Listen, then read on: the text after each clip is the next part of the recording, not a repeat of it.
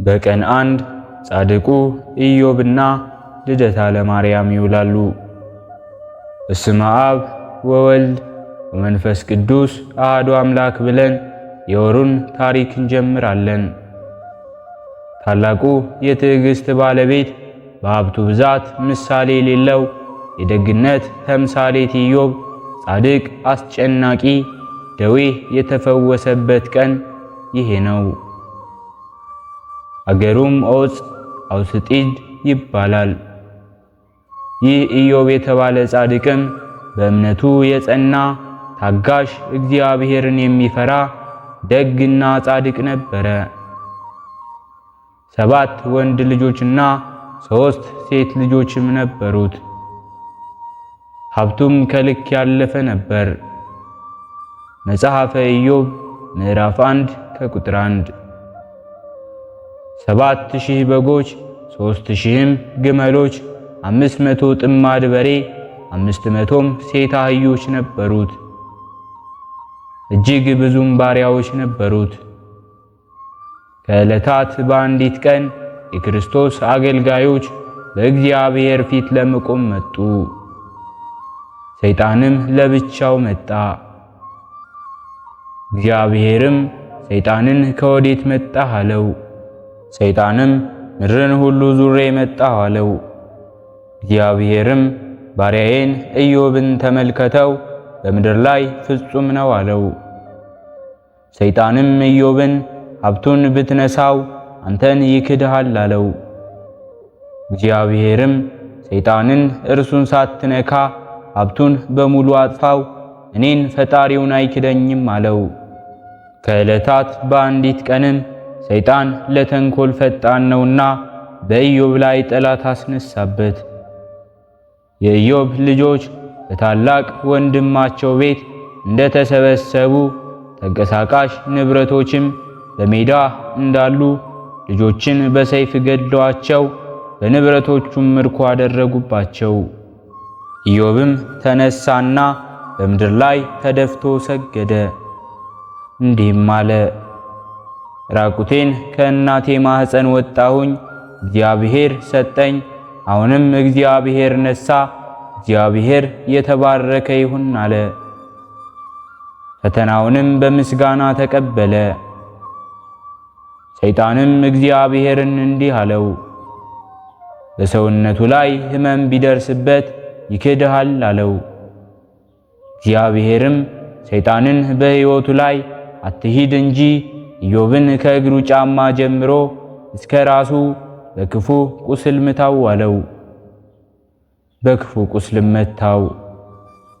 ነገር ግን ኢዮብ ፈጣሪውን አሁንም አመሰገነ፣ አልካደውም ነበር። ሰይጣንም እንዳልተሳካለት አወቀና በኢዮብ ሚስት ላይ ተነሳ። እንዲህም አላት: ይህንን ባልሽን ኢዮብን በቁስል ታሞ ለሚያየው ሁሉ ያስጠላል፣ አንቺም ተነሽ ትተሽው ሂጂ አላት።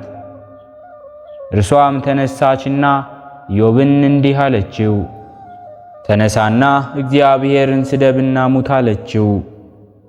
ኢዮብም ሚስቱን እንዲህ አላት: አንቺ ሴት ከእግዚአብሔር ደጉን ተቀበልን ክፉንስ አንቀበልምን አላት። ኢዮብም ሰውነቱ ጠቅላላ ትል ሆነበት። ኢዮብም የተወለደበትን ቀን ረገመ፣ ነገር ግን ፈጣሪውን አልረገመም፣ አመሰገነ እንጂ። ከዕለታት በአንዲት ቀንም ሚስቱ ውሃ ልትቀዳ ሄዳ ስትመለስ ሰይጣን ሃይማኖት ያለው መልካም ሽማግሌ መስሎ አሳምሮ ጠምጥሞ ቆያት። የማን ሚስት ነሽም አላት። የኢዮብ ሚስት ነኝ አለችው። ሰይጣንም መልሶ የዚያ ቁስላም ድውይ ሚስት ነሽን አላት። ሁለተኛም ከእርሱ ጋር አትቀመጪ ጥለሺው ነይ አላት። ማድጋውን ከነዋው ሰጥቼው በዚያ ልምጣ እንደዚህ ብላ ነገረችው። እርሷም ከቤቷ ሂዳ በደረሰች ጊዜ ቁስሉ ሸቶ የማያውቀውን ሸተተኝ አለችና ገና ከመንገድ ሳለች እርሷም ውሃውን አኑራለት በቃ ሊሄድ ነው አለችው። ኢዮብም ነገሩን ሲረዳ የሥላሴን ኅቡዕ ስም ሰጣት። ይዘሽ ሂጂ፣ ሰይጣን እንደሆነ በዚህ ይርቃል፣ መንፈስ ቅዱስ እንደሆነም ይባርክሻል አላት። እርሷም ተቀብላ ይዛ ሄደችና ገና በሩቅ ሲመለከታት እርሱን ያሽውን ጥለሽው ነይ አላት። እርሷም ተከተለችው። ሰይጣንም እንደ ጉም ተኖ እንደ ጢስ በኖ እንደ አቧራ ቦሎ ጠፍቷል። እርሷም አይ የሰይጣን ነገር ብላ ወደ ቤቷ በደስታ ተመልሳለች። ከዚህም በኋላ መልአኩ ቅዱስ ሚካኤል ተገልጾ የኢዮብ ሚስት ሆይ አላት። አዎን አለችው። ኢዮብን ወስደሽ በዮርዳኖስ ውሃ ጠቢው፣ ከቁስሉ የነበረው ትሉ በውሃው ላይ ይረግፋል አላት።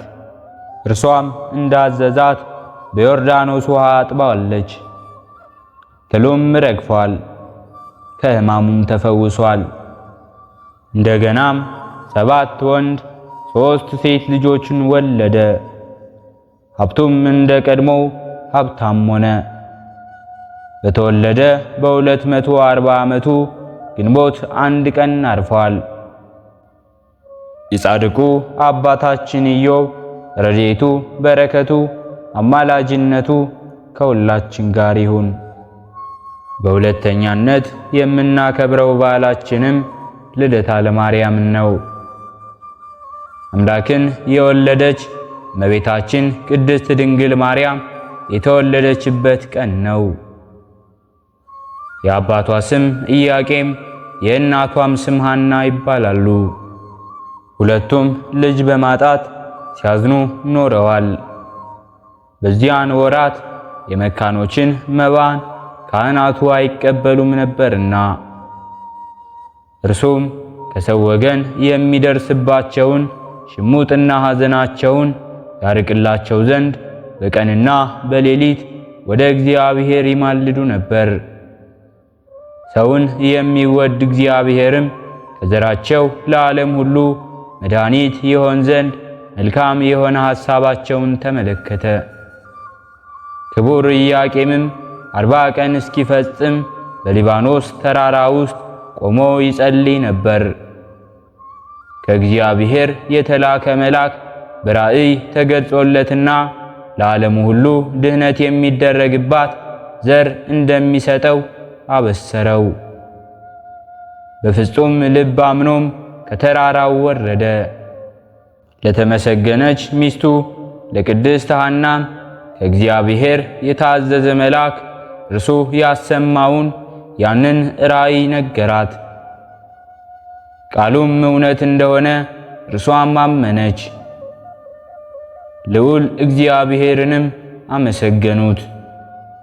የተመሰገነች ቅድስት ሐናም ከእርሷም የሚወለደውን በዘመኑ ሁሉ ለቤተ እግዚአብሔር አገልጋይ ታደርገው ዘንድ ለእግዚአብሔር ስዕለትን ተሳለች። ከዚህም በኋላ ይህችን የከበረች ሕፃን ነሐሴ 7 ቀን ጸነሰች። እነሆ በዚያ ወራት ሳምናስ የሚባል ዘመዷ ሞተና አስከሬኑን እየዞረች ስታለቅስ ጥላዋ ከአስክሬኑ ላይ ቢያርፍበት ከአልጋው ብድግ ብሎ ተነስቷል። ሰማይና ምድርን ለፈጠረ የፀሐይ ጽድቅ እናቱ የሆንሽ እመቤቴ ሆይ ሰላምታ ይገባሻል ብሎ ተመልሶ ለእመቤታችን በሐና ማኅፀን ሳለች መስክሮ ሰግዶላት ተመልሶ አርፏል። ሁለተኛም አንድ ዓይና አክስት ነበረቻት። ማኅፀኗን ብትዳስስ ዓይኗ በርቶላታል። በዚያን ጊዜ አይሁድ የቅናት መንፈስ አደረባቸውና ሐናና ኢያቄም ምን ይወልዱ ይሆን? አባቶቻቸው ዳዊትና ሰለሞን 40 ዘመን ገዙን። ከሐናና ከኢያቄም የሚወለደውማ ገና ሳትወለድ ሙት ያስነሳች፣ ስትወለድማ እንደ ሰም አቅልጣ እንደ ገል ቀጥቅጣ ትገዛናለች። ስለዚህ ከወዲሁ እናጥፋት ብለው በጠላትነት ተነሱባቸውና መልአኩ ቅዱስ ገብርኤል ለኢያቄም በራእይ ተገልጾ ተነስ ሐናን ያዝና ወደ ሊባኖስ ተራራ ሂድ አለውና በሊባኖስ ተሰደው እንዳሉ ግንቦት አንድ ቀን ለመለኮት ማደሪያ ትሆን ዘንድ የተመረጠች የዓለም ሁሉ መመኪያ እመቤታችን ቅድስት ድንግል ማርያም በዚያ ተወልዳለች። አንቺ ያልወለድሽ መካን ሆይ ደስ ይበልሽ፣ ዘርሽ አሕዛብን ይወርሳሉና የፈረሱትንም ከተሞች መኖሪያ ታደርጊያለሽና እንዳለ ትንቢተ ኢሳይያስ ምዕራፍ 54 ከቁጥር 1። ስሟንም ማርያም ብላ ሰየመቻት። ትርጓሜውም እመቤት ማለት ነው። አንድም ማርያም ማለት እመ ብዙሃን ማለት ነው። እንዲሁም ሀብትና ስጦታ ማለት ነው። በእውነትም የዓለሙ ሁሉ እመቤት ናት። ሁላችን በእርሷ ሰማያዊ ሀብት ልጅነት ያገኘንባት እናት ናትና በተወለደችበት ቀንና ጊዜም እናቷ ሐና የ15 ዓመት ኢያቄምም የ30 ዓመት ጎልማሳ ሆነዋል። ሐናም በወለደች ጊዜ በበረሃ ስለወለደች ለስንቅ ከቋጠሩት ጥራጥሬ ትንሽ ትንሽ ንፍሮ እየቀቀሉ ትንሽ ትንሽም ገንፎ እያቀመሷት በዚያ ቆይታለች። ከዚያም ሲወርድ ሲዋረድ ዛሬም በልማድ በሀገራችን ይህንን በማሰብ ግንቦት አንድ ቀን ንፍሮ በማብሰል ይበላል። ለእግዚአብሔር ምስጋና ይሁንና የሥጋና የነፍስ መድኃኒት እርሷ ሆነችን። እርሷን እናቱን ለሰጠን በረከቷም ከሁላችን ከክርስቲያን ወገኖች ጋር ለዘላለም ይኑር አሜን። የእመቤታችን የቅድስት ድንግል ማርያም ረድኤቷ፣ በረከቷ፣ አማላጅነቷ ከሁላችን ጋር ይሁን። በሦስተኛነት የምናከብረው በዓላችንም ቅድስት አንስጣስያን ነው። በዚህችም ቀን ቅድስት አንስጣስያ በሰማዕትነት አርፋለች። ይህችም ቅድስት መስተጋድልት ከሮሜ ሀገር ናት። ወላጆቿም ክርስቲያኖች ናቸው። ጠቃሚ የሆነ ትምህርትን በማስተማር ክብር ባለው በመልካም ሥርዓት አሳደጓት። ካደገች በኋላም ወላጆቿ ሊያጋቧት ፈለጉ። እርሷ ግን ይህን ሥራ አልፈለገችም። የምንኩስናን ልብስ መልበስ ፈለገች እንጂ። ከታናሽነቷም መንፈሳዊ ገድልን መረጠች። ስለዚህም በስውር ሄዳ በሮሜ ካሉ ገዳማት ወደ አንዱ ገዳም ገባች። ታናሽ ስትሆንም የምንኩስና ልብስን በመልበስ በጾም በጸሎት እንዲሁም በረሃብ እንዲሁ በጽም በመጠመድ የዚህን ዓለም ሐሳብ ሁሉ ከልቦናዋ ቆርጣ በዚያ በመተው በመጋደል ሥጋዋን አደከመች። በቀኑ ርዝመትም ሁሉ የምትጾም ሆነች። በየሁለት ቀኖችም ታከፍላለች። በጌታችን በመድኃኒታችን በኢየሱስ ክርስቶስ ጾም ግን ያለ ሰንበታት ቀን የምትመገበው የለም። በሰንበታትም የምትመገበው ከቀትር ጸሎት በኋላ ነው። በእነዚያም በምንኩስና ወራት በእሳት ያበሰሉትን ወጥ አልቀመሰችም። በገዳሟ አቅራቢያም ሌላ የደናግል ገዳም አለ። የዚያ ደብር በዓልም በደረሰ ጊዜ እመምኔቷ በዓሉን ለማክበር ይህችን ቅድስት አንስጥስያንን ከእህቶቿ ከእነርሱም ከደናግል ጋር አስከትላት በአንድነት ተጉዘዋል። ትንሽ ከተጓዙም በኋላ የንጉሥ ዳኪዎስን ወታደሮች በዚያ አይተዋቸዋል። ከእርሳቸውም ጋር የታሰሩ ክርስቲያኖች አሉ። ወታደሮቹም አስረው በቁጣ ይጎትቷቸው ነበር። ልቧም በሃይማኖቷ ፍቅር በዚያ ነደደና ያን ጊዜ እንዲህ ብላ ዘለፈቻቸው። የእውነት ፈጣሪን የካዳችሁ ልባችሁ የደነዘዘ እግዚአብሔር በመልኩና በአምሳሉ በፈጠራቸውና ስለ እነርሱም ነፍሱን ለሞት አሳልፎ በዚያ በሰጠላቸው በእነሱ ላይ ለምን እንደዚህ ትሰራላችሁ? ይህንንም እያለች ጮኸች። ይህንንም ካለቻቸው በኋላ ወታደሮቹ ተቆጡ። ይዘውም ወደ መኮንኑ አቀረቧት። እርሱም እንዲህ ብሎ ጠየቃት፣ በእውነት አንቺ የተሰቀለውን የምታመልኪው ክርስቲያን ነሽን? ብሎ ጠየቃት። እርሷም ስለኛ የተሰቀለውን ክብር ይግባውና እርሱን አመልከዋለሁ ብላ መለሰችለት። በዚያን ጊዜም ጽኑ ስቃይን አሰቃያት። በሥጋዋም እሳትን ጨመረ። ከዚህ በኋላ ዘቅዝቆ ሰቀላት። ከበታቿም አጤሱባት። ከሃይማኖቷም ባልተናወጸች ጊዜ ራሷን በሰይፍ ይቆርጥ ዘንድ አዘዘ። በዚህ በታላቅ ስቃይም ውስጥ ሳለች ራሷን በሰይፍ ቆረጧት። በመንግሥተ ሰማያትም የሰማዕትነትን አክሊል ተቀበለች። ለእግዚአብሔር ምስጋና ይሁን፣ እኛንም በጸሎቷ ይማረን፣ በረከቷም ከእኛ ጋር ይኑር ለዘላለሙ አሜን። የእመቤታችን የቅድስት ድንግል ማርያም እንዲሁም የእመቤታችን የቅድስት አንስጣስያ በረከት ረድኤት ከሁላችን ጋር ይሁን። ሕሊናችን በማሰባሰብ አባታችን ሆይ እንበል። አባታችን ሆይ በሰማያት የምትኖር፣ ስምህ ይቀደስ፣ መንግሥትህ ትምጣ፣ ፈቃድህ በሰማይ እንደሆነች እንዲሁም በምድር ላይ ትሁን። የዕለት እንጀራችንን ስጠን ዛሬ፣ በደላችንንም ይቅር በለን እኛም የበደልነውን ይቅር እንደምንል፣ አቤቱ ወደ ፈተናም አታግባን ከክፉ ሁሉ አድነን እንጂ መንግሥት ያንተ ናትና ኃይል፣ ክብር፣ ምስጋና ለዘላለሙ አሜን። እመቤታችን ቅድስት ድንግል ማርያም ሆይ በመልአኩ በቅዱስ ገብርኤል ሰላምታ ሰላም እንልሻለን።